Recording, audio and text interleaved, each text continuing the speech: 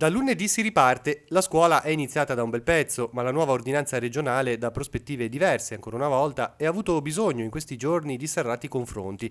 La rete delle scuole locali partirà adottando la regola del 50% dei ragazzi delle superiori in presenza con un'alternanza settimanale delle classi dalla seconda alla quinta. L'ipotesi di lavoro molto semplice potrebbe essere: settimana 1 classi prime frequentano sempre, classi seconde e terze sono a casa, classi quarte e quinte fanno didattica in presenza. Settimana 2 si inverte questo modello. L'interpretazione è la più corretta anche per l'ufficio scolastico regionale. Si attendono linee guida più chiare, ma ad oggi, ed è già venerdì, i presidi non hanno ricevuto nulla.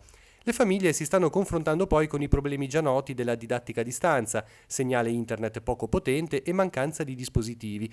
In questo caso, ad esempio, il Liceti li fornirà ai ragazzi che non li hanno.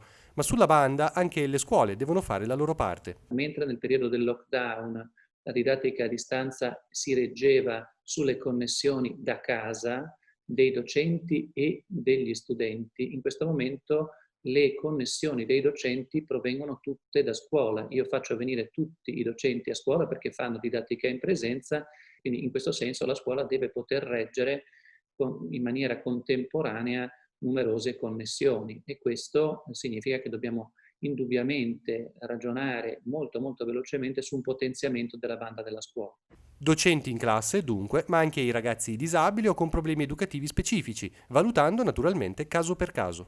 perché vi sono anche tra i bisogni educativi speciali coloro che nella didattica a distanza hanno trovato talvolta più ancora profitto che nella didattica in presenza, e poi comunque verrebbero discriminati. Quindi solo nel caso in cui effettivamente la didattica in presenza rappresenta una risorsa non sostituibile dalla didattica a distanza.